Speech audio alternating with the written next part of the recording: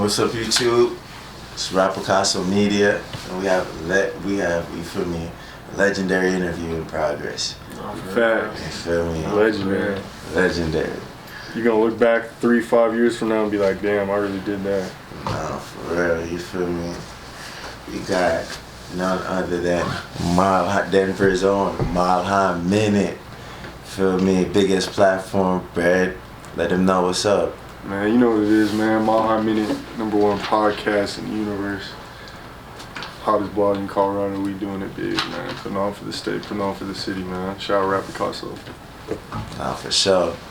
We have a visitor in town today, you feel me? Yeah. Out of town, you feel me, is home away from home. You feel me? Texas. Very own Sperry Springer. What's up, Brody? Yeah. For real shit, man. It's love. I love Colorado. I love Denver. I appreciate you, bro. Shout out Rap Picasso. Shout out my boy Mile High Minute, Brendan. Man, it's love every time I came to Colorado. It's only been a couple times, but this shit go hard up here. Facts. Alright. Sperry Springer. Alright, for sure. Let's start off, Brendan. Feel me? Where are you originally from?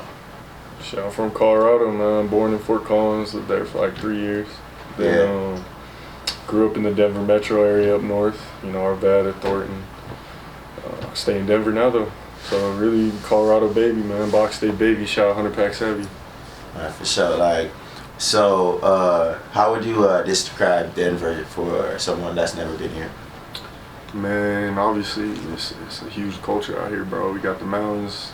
Obviously known for the mountains, the weed, the skiing, all that. But best believe there's a nice rap music scene and whole, you know what I'm saying? A lot of shit that's undiscovered gold. Yeah. For real. You know what I'm saying? So, I mean, there's a lot I could say really, but yeah, it's undiscovered gold out here and it's gonna pop in the coming years. Okay, so gotta be a wave. It's not just skiing and horseback riding and you don't see country no music. cowboys. Yeah, country music. Alright. So, alright then. Let's get alright, Sperry. Yes, sir. For me. Where are you originally from? Originally born in Chicago. That's where all my family's from. Mom, dad, everybody, whole bloodline. But shit, man. I moved around. I grew up halfway in Texas. Half my life in Texas, from southern Texas when I was a little kid, close to the border, to once I was like in my teens in high school, I moved to North Texas, which is like Dallas, Fort Worth area. But yeah, and I lived a little bit in Kansas City through my childhood. Yeah. Yep. Alright. So, how was your early life growing up, starting at Sperry? Shit, like as a kid? Yeah. Shit, as a kid, bro, shit, I was just on the go, bro. Like, from what I can remember, like, I was just always moving around, bro. Like, Yeah. the longest I ever went to school was 2 years, my whole, like consecutively. I was always moving around, even if it was just moving within the city, different sides of town. So I was just always on the go, moving to different places. Like, niggas done lived in, like I said, close to Mexico, like Del Rio, Texas, to Orlando, Florida for like a year, to Kansas City, like Kansas, like the country, suburbs type shit. Like, so I'm just taking in different experiences, being back and forth, still going back to the hood in Chicago. So I'm just like soaking up life. Like, I can look back at it now and realize like I was like different, like growing up different. I didn't realize it then, but that's why like it'd be so easy for me to come up here and do shit like this, because it's what I did my whole life. Yeah. Bust moves. Alright. So it's a two-part question. Second part of the question: how has you think your early childhood and just basically just moving around helped you in your field and what you're doing now? Shit, man, it's all about knowing your environment, bro. I mean, even with let's say if the interview should say, like, I know a lot of people be thinking like, oh man, you be in the trenches, you be doing a lot of like crazy interviews. It's like, it ain't even that crazy to me, because it's like, it's just different environments, bro, and it's just all about knowing where you at and knowing your place and knowing how to conduct yourself. You know what I'm saying? Like, everywhere is different, every city's different, every state's different, every hood's different, but the one common thing is respect and understanding. Yeah. So I would say like that's what it's always been, just knowing that not everybody's the same, So you gotta take the time to understand how people move and shit like that. Alright, that's dope. Alright, Brendan, same question. Like, how was your early life, bro?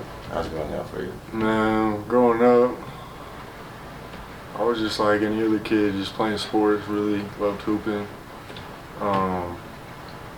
You know what I'm saying? It wasn't perfect, but I always had a roof over my head and food in my stomach, you know what I'm saying? It was dope. Like, shout out moms, you know what I'm saying? Mom dudes. Hell yeah. Just working, bro, really at a young age, you know, just started hustling, man, figuring out how I was gonna make money and get into business and stuff like that, you know, started flipping clothes, you know, when I was like 14 years old, like outside, you know, online, but it was really just like sports, bro, basketball. That was like my first dream, really. For sure. So, yeah, second part of the question, like, how did your like early life affect like you now in your field that you're in? Oh yeah, man, it affected me a lot, bro. It made me the man I am today, to be real. Like, I remember, I'll wait until after this question. I remember, I mean, there was points in my life where I wasn't really, like, you know, I was going thrift stores. My family didn't really come from money. Like, I'm living on government housing, Section 8 type stuff, you know what I'm saying? Like, it wasn't the trenches, it wasn't the hood, you know what I'm saying? Like, I'll never sit here and pretend to be someone I'm not, but at the same time, you know what I'm saying? Growing up in an environment where I'm around a bunch of, like, drug addicts and just crazy shit and not really having money, it taught me from a young age, okay, if I want this money, if I want to get bread, if I want to be a businessman and help out my future family, then I got to figure out a way to hustle. You know what I'm saying? So, No, for real. like, that's really what made me the man I am today, and my family just keeps me going every day. My family, my friends, you know what I'm saying? See their grind, seeing what we've went through and where I want to be and where my family not only wants but will be in the future. That's what keeps me going. That's real. That's real. All right. Another question. Let me start off with Brandon. What made you want to become a blogger in Denver, Colorado? Man, so like I said earlier, I was flipping clothes starting out. And I was already linking up with big rappers, bro, just by selling shoes and clothes. Like, ran into Lil Mosey before he really popped, before he was on the freshman list, all that. And I didn't even know who he was, bro. I'm sitting here on the tour bus, Smoke Perk tour, and I got Lil Mosey in front of me, just selling them shoes, thinking, oh, he's just some like side act. You know what I'm saying? At a show, he ain't nothing big. And then I go look him up. I'm like, damn, like this dude's kind of popping. This was before he really blew. Linked up with like Young Simi, just a couple like bigger artists in the game. More, I guess you could say underground, but still like well-known artists. And like, okay. And then I started listening to, I remember I was at a show. I was really there supporting a kid that I went to high school with, bought a ticket off him. And it was just, you know, mutual respect. Like, okay, you went to my high school, I'm gonna support your music career. Yeah. Go to the show, I hear Young Fiji walk, live performance, walk. You could hit the dough, and he had this energy, and it was catchy, and I was like, damn, Colorado's got good music. So once I heard that, it was like a light bulb in my head, because I'm watching No Jumper, I'm watching Say Cheese, all these big platforms, but I'm not seeing any Colorado artists on these platforms. Facts. So it was just that light bulb in my head, like, damn, like, there's a bunch of talented artists out here, but they ain't got no media, they ain't got no people interviewing them and pushing them. So I was like, yeah, I'm about to fill this void, and it worked. You know what I'm saying? So yeah, that's how it started. Alright. And alright, so what's the pros and cons of having like a media platform? Like, and you feel me, like running a media platform, all that? There's so many pros and cons, bro. Like, give me one. all right, each. One pro and con. A pro is, I mean, you're really like, you're providing value and you're helping artists get to the next level in their, you know what I'm saying, in their career. And you're helping a whole state, a whole city, bro. So you're providing a lot of value. And I mean, I see it as a business, you know what I'm saying? Like, you're gonna benefit off that too, but as long as you have genuine love and you're trying to help people too, like, without necessarily expecting it back, like, it'll come back regardless. Yeah. And a con, man, motherfuckers just clout chasing, bro. Once you start getting a name for yourself and like getting a little clout fame, whatever you want to call it, like, motherfuckers will try post the craziest shit about you, kids you went to high school with, kids you knew growing up that you were cool with. All of a sudden they see you doing a little something, instead of hitting double tap, they following you, not watching, so they'll go and post some crazy shit on social media about you, but then it's all love in person. So I mean, it's just like clout chasing shit, like envious shit, jealousy type shit, like little shit like that. But I mean, shit, I love it. Yeah, I love it all. That.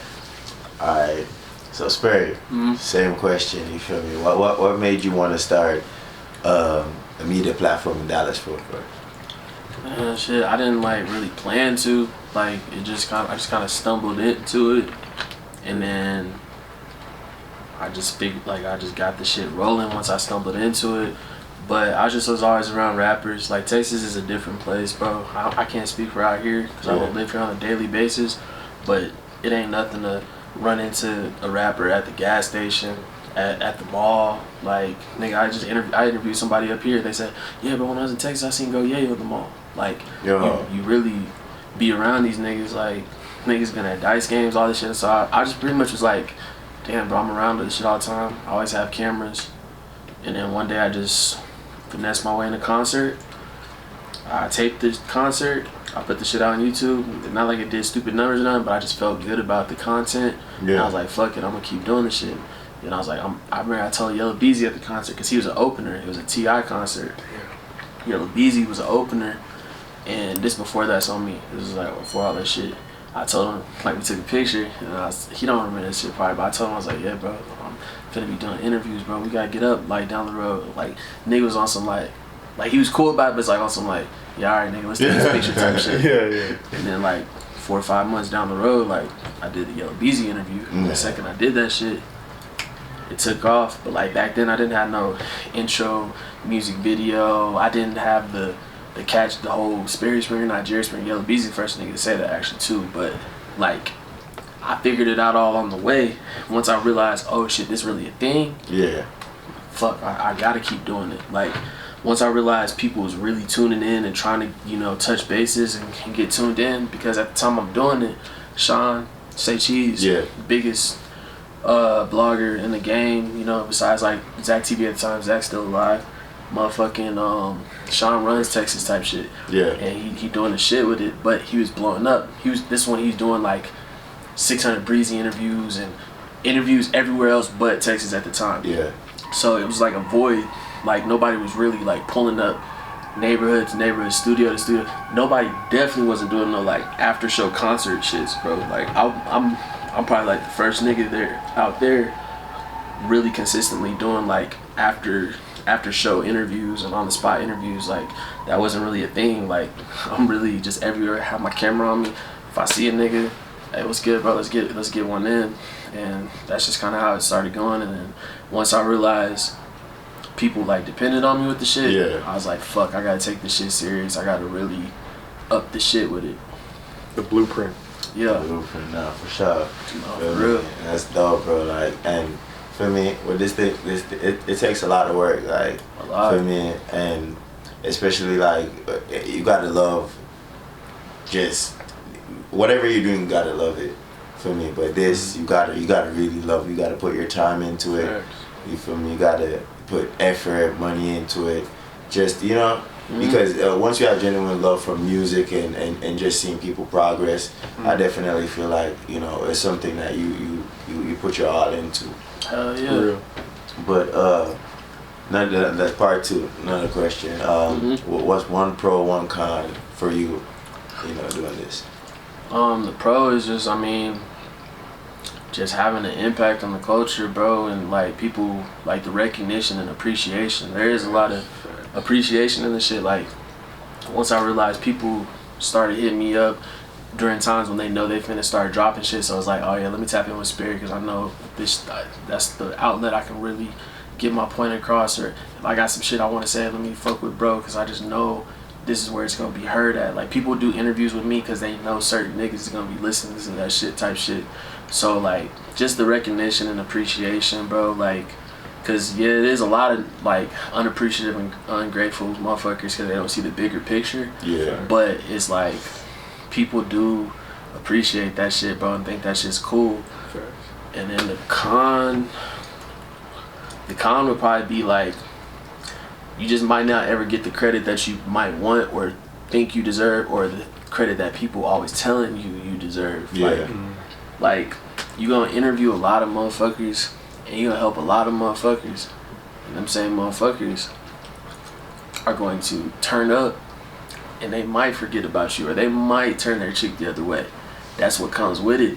And you gotta just be like, alright, it's like some Bron shit. Oh, y'all niggas think I can only win with D-Wade, bet I'm going back to Cleveland. Yeah. I'm gonna do it. Like, oh, y'all think I need fuck it, I'm going to LA.